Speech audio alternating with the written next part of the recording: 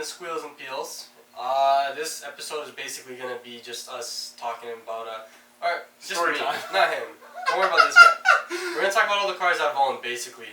Okay, so the first vehicle, I don't know if you really consider this as like me owning it, but it's basically like, I don't know. There was a Jeep in a parking lot where my dad worked, and then one of his coworkers left it there after his wife hit another car with it. So it's a '89 Jeep Grand Cherokee limited edition, like fully loaded, amazing.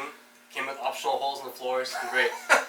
But yeah, the thing was clapped at this point, right? This was like maybe, we're talking math here. I don't know. It was a few years ago. I was like 13. I was 10. No, I was 10 years old when I got it. Oof, young. I'm 23 now, so if you do the math, it was 13 years ago. So, yeah, that's basically it. I don't know if you consider it my first car, but I learned how to drive on it, and I was the only one driving it up at the private property. It's automatic, right? Automatic, 4-liter. Yep. Good. But in this video, somebody put fireworks on it. I don't know who did that. Interesting. It's out of focus. The focus is on a leaf for some reason. But that's the only video I could yelling? find. Friends. So, I guess we're going to show a couple other things. Not really cars or vehicles, whatever. Well, I guess they're vehicles. So I had a lot of pocket bikes and stuff like that. An ATV. So here's my favorite pocket bike of all. I actually got pulled over on this. The Mexican police got to you. The Mexican police got to me. Apparently, this bike itself in this part of Mexico is like a $3,000 fine for having it on the road. I didn't know that. So anyway, it was unplated, unregistered, uninsured, and I didn't have a license for it for Mexico. So she was very upset. But funny enough, as she was going through all breaking it down for me and how many mistakes I'm doing, there was a call in for somebody who had 17 unregistered firearms. So that took a little bit more priority. So she ended up saying, you know what, I didn't tell you this, but drive it home and don't bring it back on the road. And then, well, she actually asked where I lived, but it was like an hour and a half away from where I was actually on the bike. So she was confused. She's like, you really rode a 110cc pocket bike out here? I'm like, no, we got a property just down the street. So I gave her the property name. She came by to the property, and she loved my dog. She fell in love with my dog, so no tickets. Little teacup Yorkie. Lexi. And here's my ATV. Now they're 125cc's. Big boy power. Oh yeah. Look at that thing, man. Oof, you're doing some drifting. Oh, watch a soccer. This is my first actual car.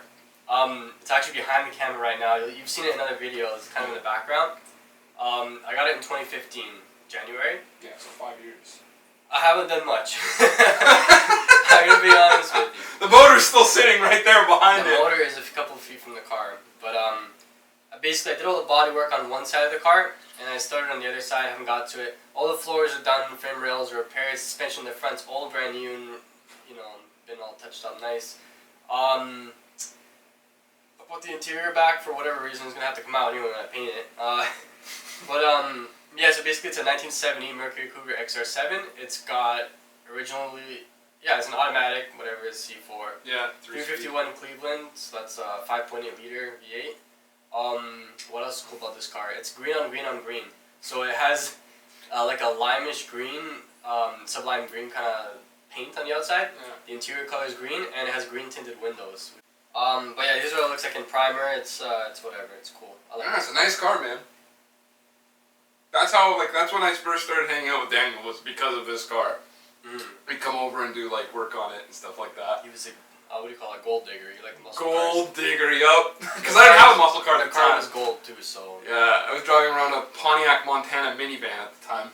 Sick quality. So after this car, is it the same year?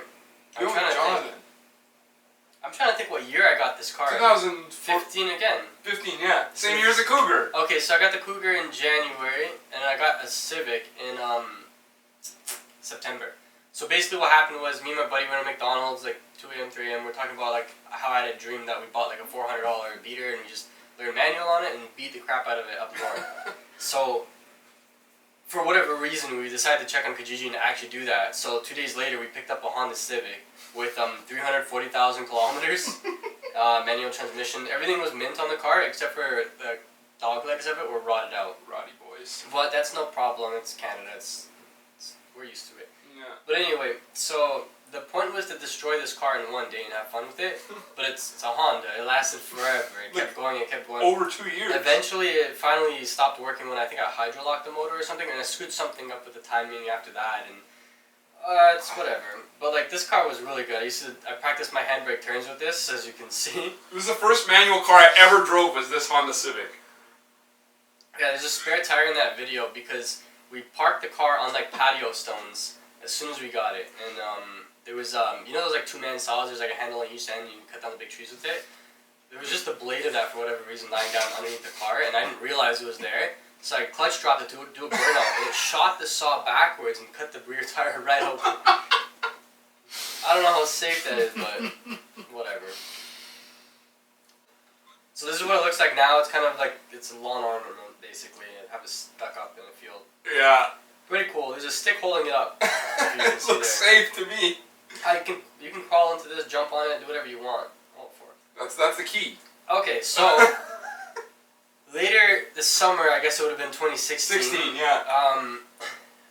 My uncle was moving away to BC, and I guess he didn't want to take the truck with him. Yeah. So he gave me his pickup truck, but he was telling me like he wanted to see it would still go for like another like till 30 years, right? To 99 Dakota Sport, V6 automatic. But the problem is I wanted to daily this truck. I was so excited about this truck. Like, I wanted it on the road. It would just be so cool. But keep in mind, up to this point, I hadn't had a car on the road.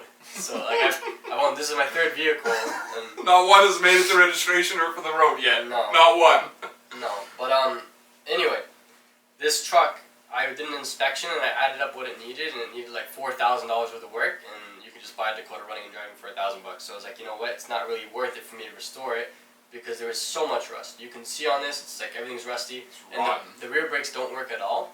At idle, you can have the brakes fully matted and drive, and it'll still spin the back wheels. So this thing is good for burnouts. Oh yeah, she rips, man. But in this, I'll get a better burnout video on this. This is kind of... Yeah, that's a good burnout. Oh my god, you gotta tell them how you put it in the river. Oh yeah, well I actually put it into a tree later on. But basically, it's 2-wheel drive. I thought it would be a great idea.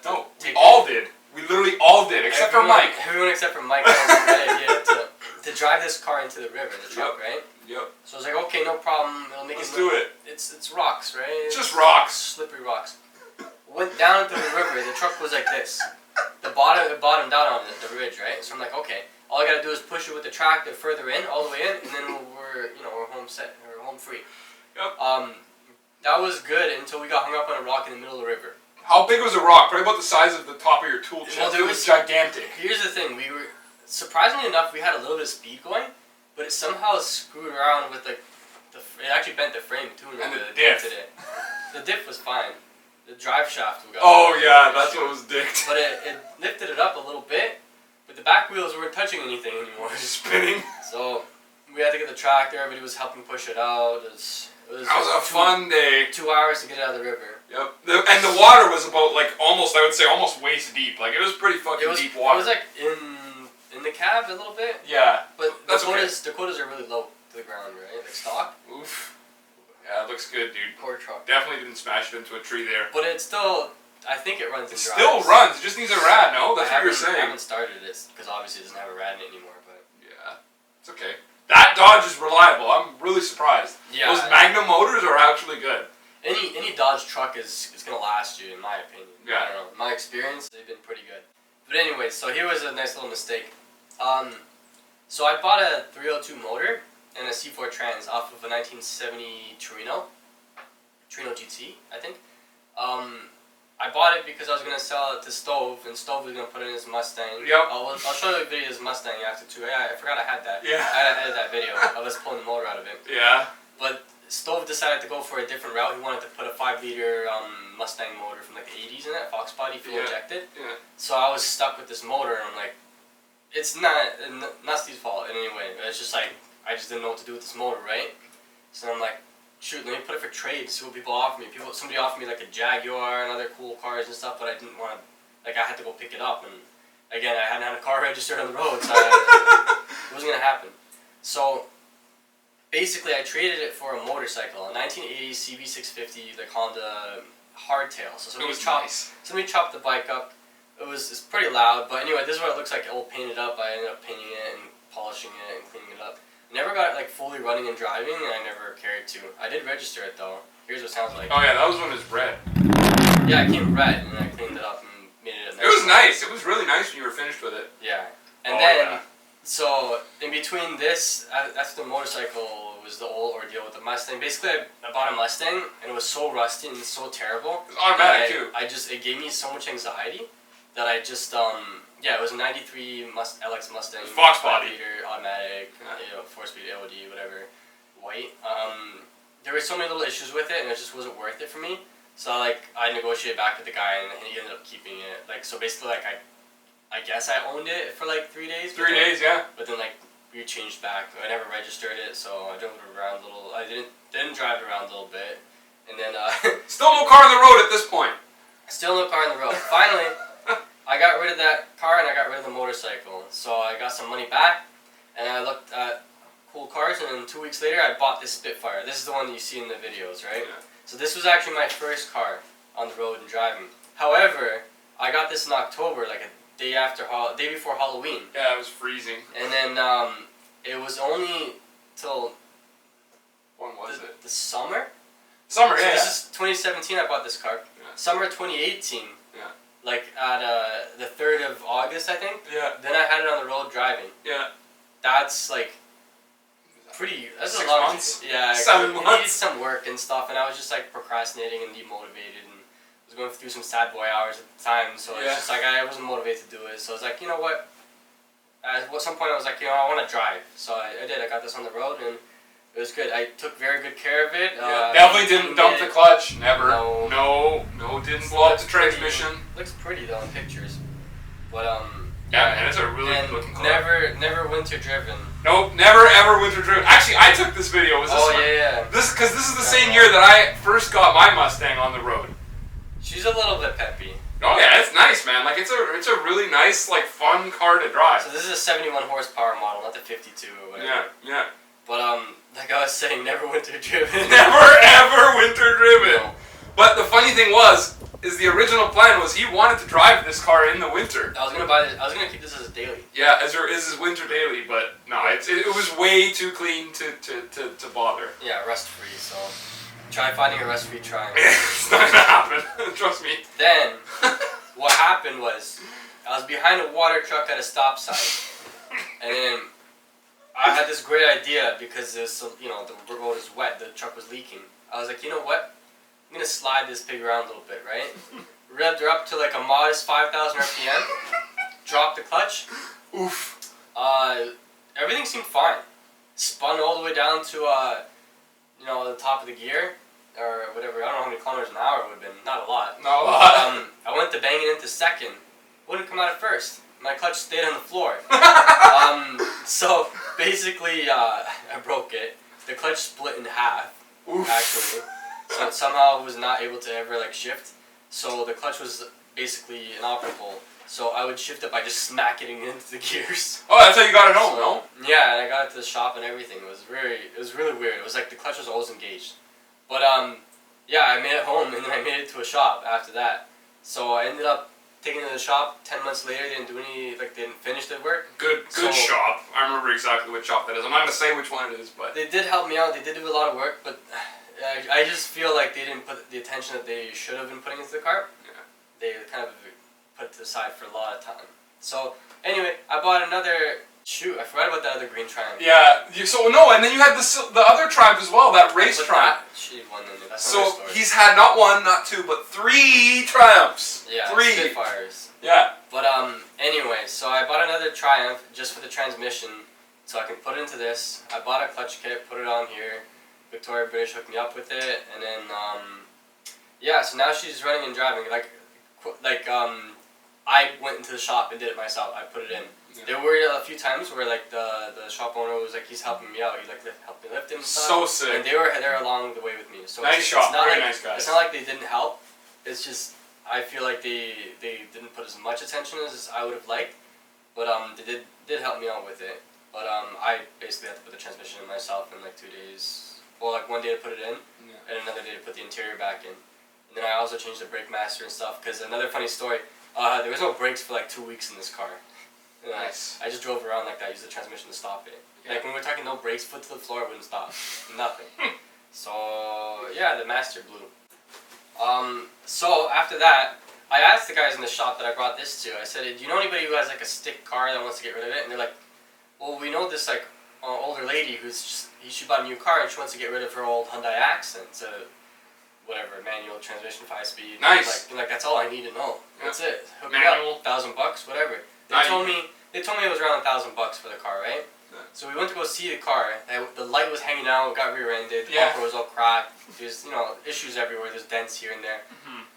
She wanted $2,000 for it.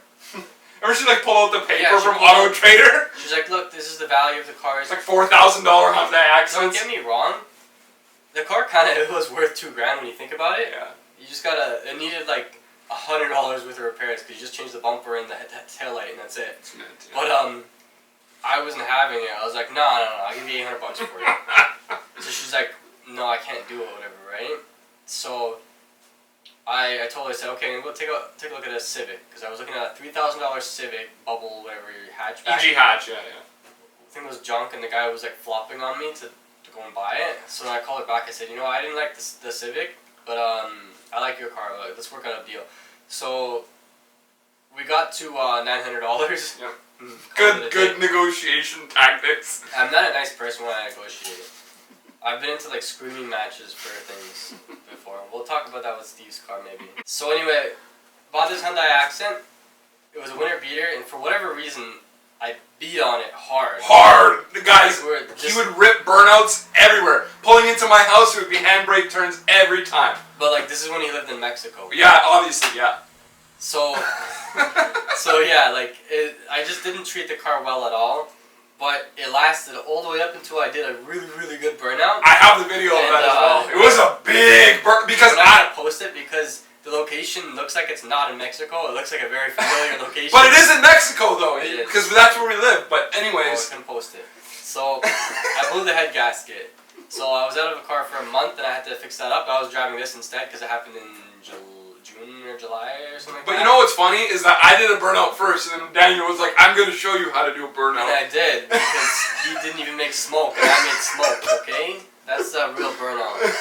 I did a snail all the way down the street and then it did a poo poo. But yeah, we would mark up the car with like marker. Literally, it was great. I did. What was it? What did I say? Boss 91 because it's 91 cubic inches. Something like that, 1.6 liter. Yep. You can see Patrick on the SpongeBob. side. It's Oh my good.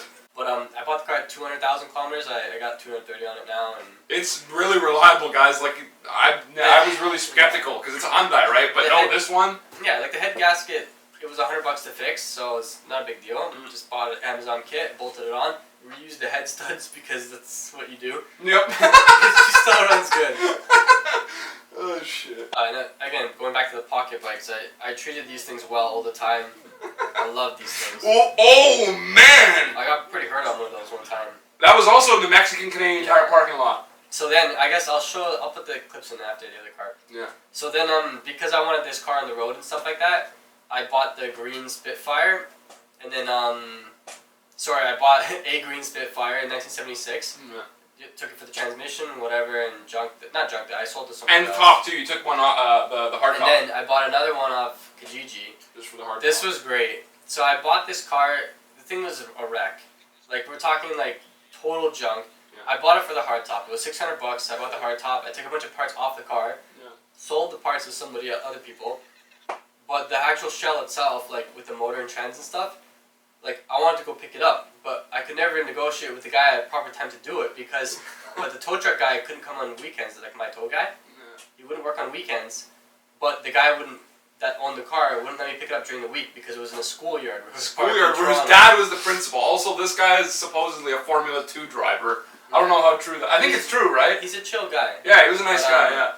But we couldn't work it out, so he said, I'm gonna have to put the car back on the market, and I kept seeing it on the market for like $450. I don't think anybody bought it. I think he scrapped it. I think so too. We're talking like the quarter panels were raw and everything. Like this is the worst condition Spitfire I've seen in my life. Yeah. So that was one that I owned. No paperwork either. No. Apparently it was a race car. Yeah. In the 80s or 70s, I don't remember I what don't know time. about that. But then I guess the last car is A 2003 Ford Focus. I saw this on Facebook Marketplace for like $350. Yeah.